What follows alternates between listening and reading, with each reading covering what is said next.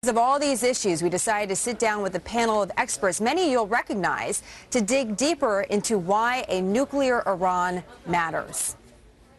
What is the true threat that Iran poses our country? Yeah, I don't think it's right to say that Iran has made a nuclear weapons decision. That's certainly not what our national intelligence community has said. The national intelligence finding is, and it's been consistent for years, is that Iran has made a capability decision, but has not yet made a decision to build a weapon. That's a totally phony issue. Now, you know, look, it is not. I mean, historically, there's a huge difference between countries that keep the option open and those that pursue nuclear weapons. A nuclear weapon is like baking a cake, right? You need the ingredients, you need the pan, and you need the recipe. What is Iran doing? It's got the ingredients. It's enriching uranium. It's making the pan, which is the missile that's going to deliver it, and it's got the recipe. It's got the blueprint that it's gotten probably largely from Pakistan. Now, all this stuff is on the counter. Have they decided to make the cake? No, but once they've got all the ingredients, once they've got the recipe... But historically, that's not what's happened. Historically, there have been more than 30 countries that started down the path towards nuclear weapons, stopped and reversed course. And how would Iran act differently if it was not going to build nuclear weapons than they are now? How would they act differently if they weren't going to? I think they'd act more or less the same. They want to, I agree with you that they want to maximize their political influence in the region. They think of themselves as the top dog. They look down on the Arabs, but you know, and they would continue to do that. But I mean, the intelligence community is crystal clear on this, and that is that they have not made this critical decision. Yeah, but we're splitting hairs here. Yeah. I side with KT on this. I've talked to the leaders of our intelligence community about it, and you're accurate about what they're saying. But they have brought the capabilities together to make a nuclear weapon.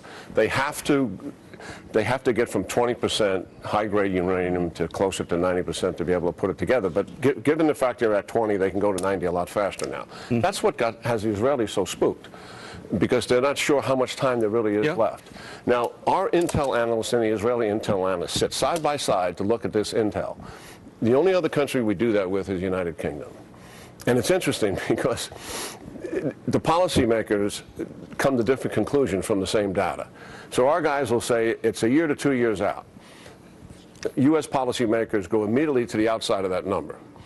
Israeli policymakers go immediately to the inside of that number and say, we're running out of time, we got less than a year. That's kind of where we are, because even the intel analysts have been wrong in the past, twice in the last 10 years. All right, a final question. You wake up tomorrow morning and there's an announcement out of Iran that they have nuclear weapons. They have the capability, and they're putting it together.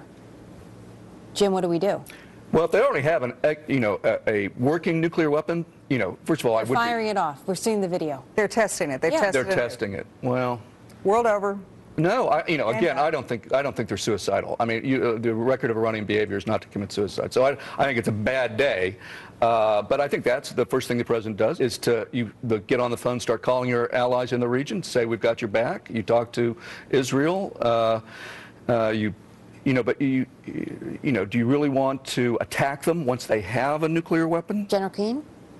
Well, I don't think we'd ever get to that point. I mean, if your military option was a credible option, I think our intelligence is good. I mean, the big issue here, you'd have to have a system to deliver it. And we have pretty good visibility of what's happening there. So I think we still have the means to do that if our policymakers were truly intent on doing that. And that option would still remain for us as far as I'm concerned. I don't think we ever get to that point, because I think Israel is going to make the calculation, because they have a lot more to lose than we do. They live in the neighborhood. They have a narrower window of opportunity. I think Israel makes a decision that they're not going to be Masada again, and they go. Ambassador? I don't think we get to that point either because of what KT said or because of what Jack said. The one thing, when the president says all options are on the table, you can assume not only are all options on the table, but we've developed the means to be able to exercise those options. Ambassador Ross right there echoing what we heard from the president in that Atlantic interview today. So a lot of different points of view. We're going to hear a lot more from the panel on Iran's nuclear threat coming up in the next hour. Wow, fast.